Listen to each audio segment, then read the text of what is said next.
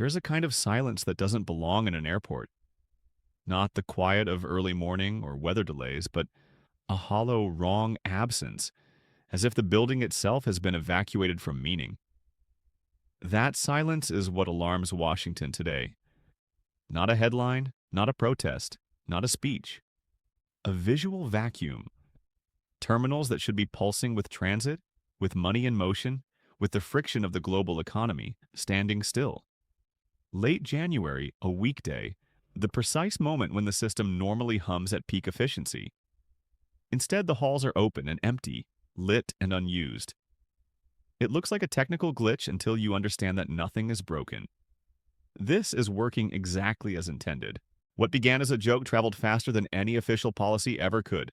No committees, no votes, no treaties, just imitation and acceleration. A phrase shared, then repeated, then reenacted. At first it sounded unserious, almost juvenile, the kind of slogan that burns bright and disappears. But something unusual happened. It crossed borders without friction. It jumped languages without translation. It didn't ask permission. And then, abruptly, it stopped being symbolic. The first numbers arrived quietly, buried in booking systems and logistics dashboards. Reservations canceled not in waves but in cliffs. Cargo schedules rewritten overnight. Contracts left unsigned not because of price but because of hesitation. That hesitation is the key. Markets can absorb anger. They can hedge against sanctions. They cannot function when trust evaporates in real time. And this is where the main thing begins, because what is unfolding is not a protest against a policy. It is a withdrawal from an idea. For decades, the United States sold more than products. It sold predictability.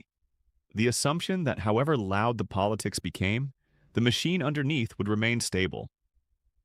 That assumption is now in question. Not debated, questioned, and markets hate questions. You can see it in the small behaviors that usually don't matter. Consumers recording themselves discarding familiar objects, not with rage but with ceremony. Workers slowing down, not striking, just insisting on procedures that take longer than the system can tolerate. Companies delaying decisions without announcing why.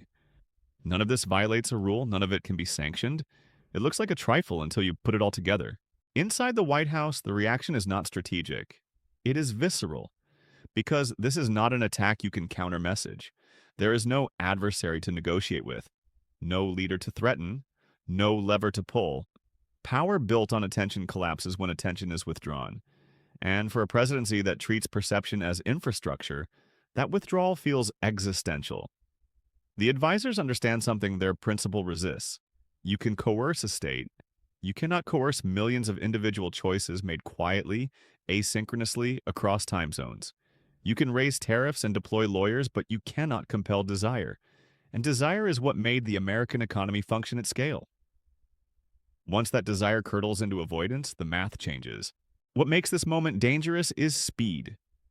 Governments move on calendars. People move on instinct.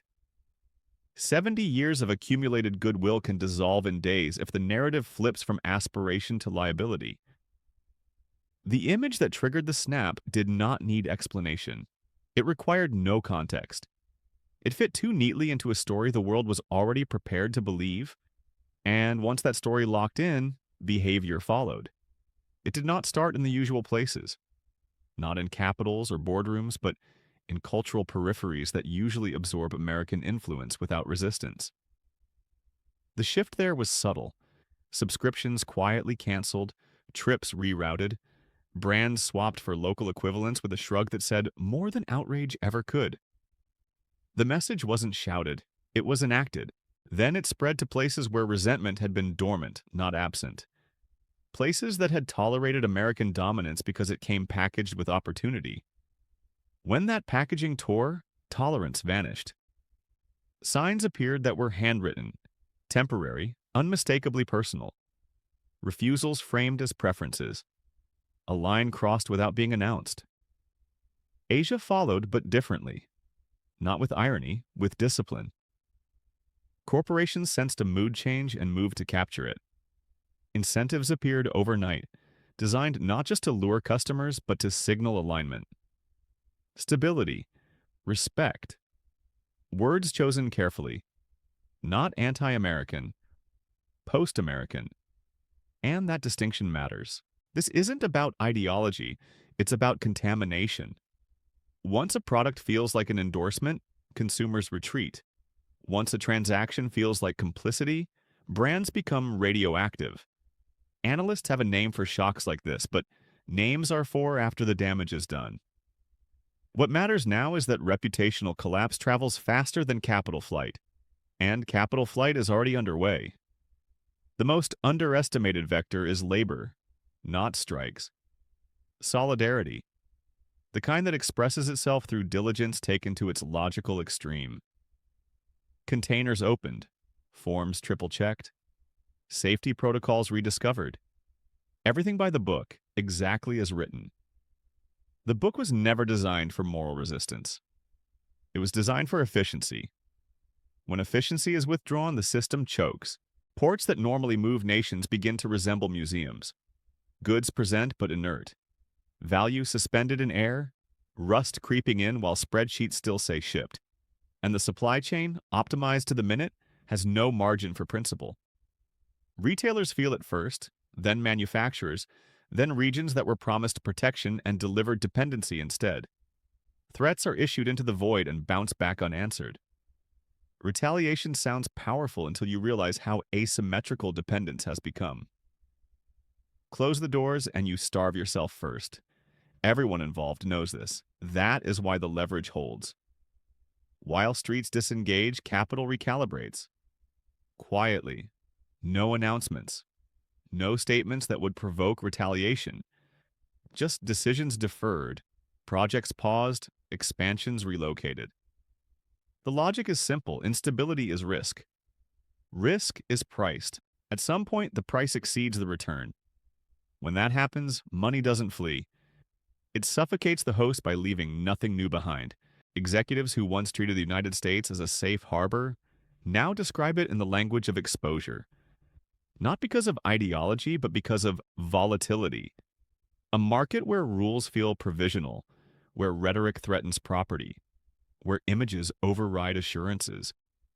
They don't need consensus, they need cover. And silence provides it. There is a cruel symmetry forming. A leader who wanted walls is discovering what it feels like when the world builds them inward. Travel advisories written in the neutral language of risk assessment land like indictments. Words usually reserved for distant instability applied domestically. Civil unrest, arbitrary enforcement, medical uncertainty.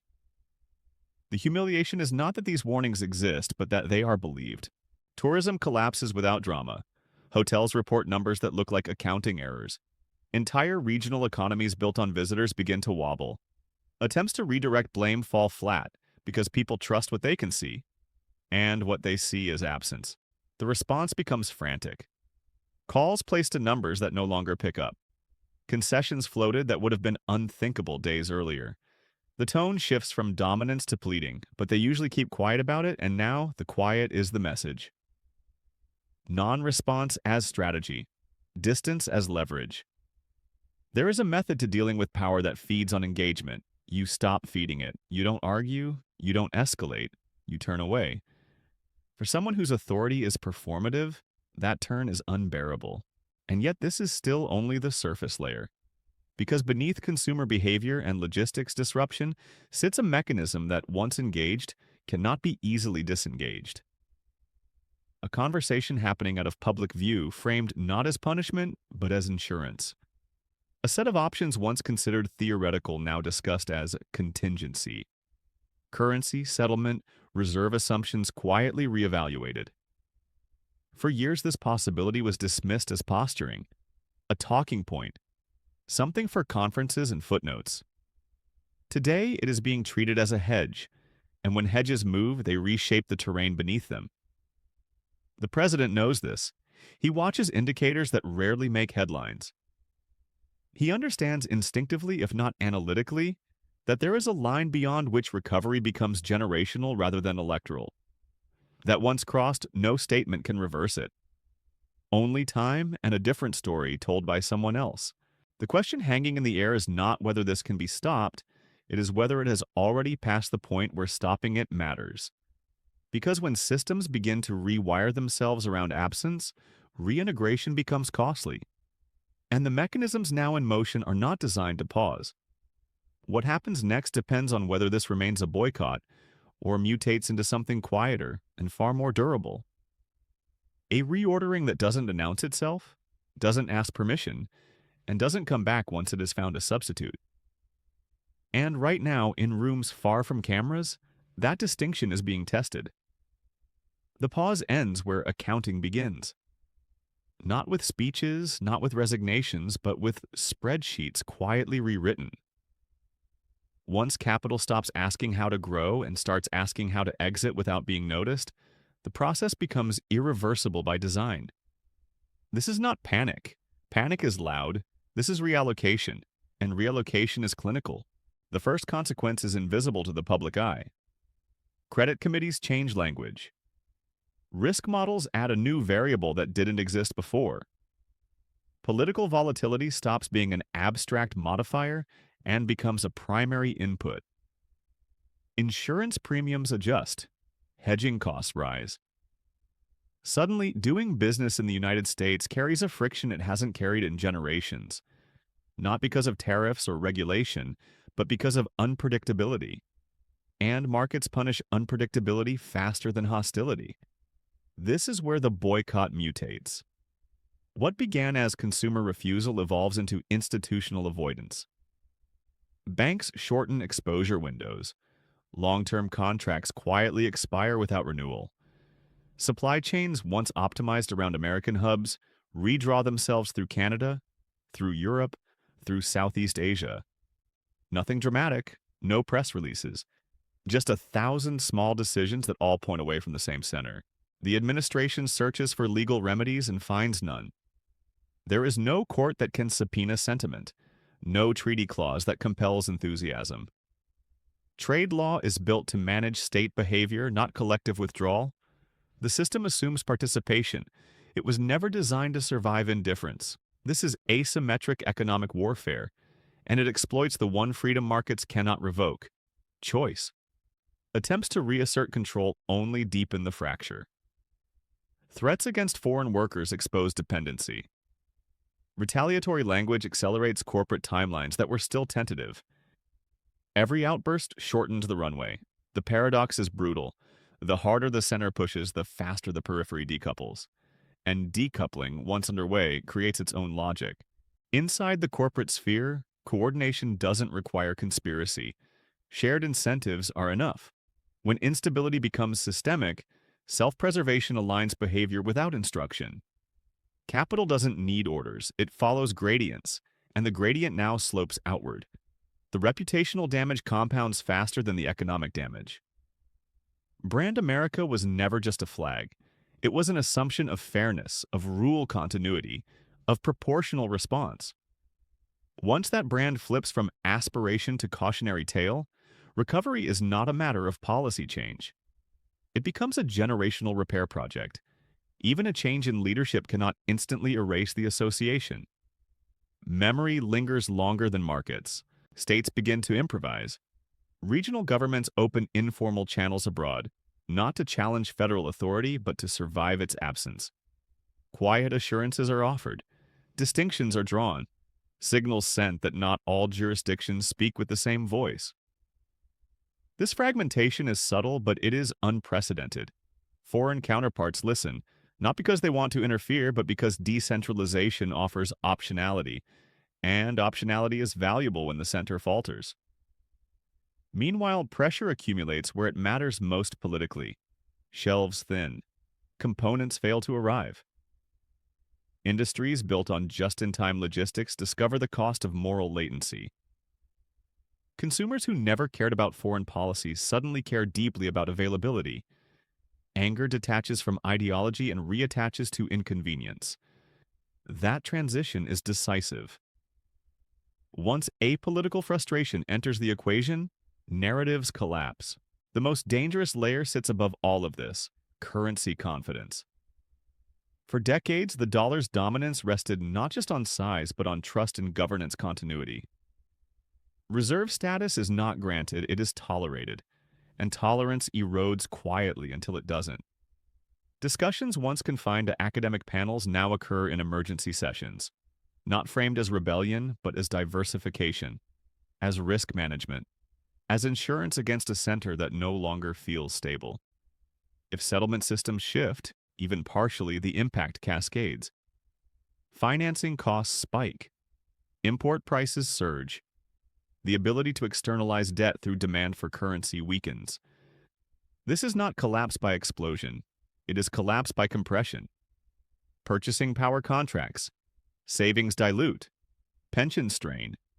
The effects land unevenly, but they land relentlessly. The president senses this at a visceral level. The metrics he watches no longer respond to rhetoric. The silence he encounters is strategic, not accidental. Calls go unanswered, not out of spite, but calculation. Engagement would offer relief. Distance preserves leverage. This is the logic of disengagement applied at scale. Psychologically, the shift is destabilizing. Authority built on reaction fails when reaction stops. Attention, once guaranteed, becomes scarce. The resulting behavior oscillates between concession and escalation, neither of which restores control. Advisors limit access, not out of protocol, but out of risk mitigation. Decision-making narrows, time compresses. Abroad, citizens carrying American passports experience the consequences first, not through violence but through refusal. Services denied, transactions delayed, associations redefined. Pariah status is not imposed by decree. It emerges through millions of small interactions that all signal the same thing: distance. Back home, those stories return amplified. They confirm what markets already suspect. Isolation is no longer theoretical. It is lived. And once isolation feels real, confidence collapses faster than any index can track. What makes this moment historically significant is not the boycott itself, but what it proves. Power in a networked world does not reside solely in states. It resides in coordination without hierarchy, in refusal without leadership, in organization without structure. This form of power cannot be sanctioned, bombed, or legislated away. It operates through consent, and consent has been withdrawn. The system now waits, not for a speech, not for a vote, for a signal that stability can be reestablished without coercion. Whether that signal arrives in time is uncertain, because once alternatives harden into habits, reversal becomes irrational. What is unfolding is not punishment, it is adaptation. The world is learning how to function with less reliance on a center it no longer trusts. And once that learning is complete, dependence does not return by default. This is the cost of governing through pressure in an interdependent system. Fear works until coordination replaces it, and coordination has arrived. The remaining question is not how far this goes, but how much damage is already locked in. Because markets forgive mistakes, they do not forgive volatility without accountability. And the mechanisms now in motion are designed to persist, quietly, efficiently, long after the headlines move on.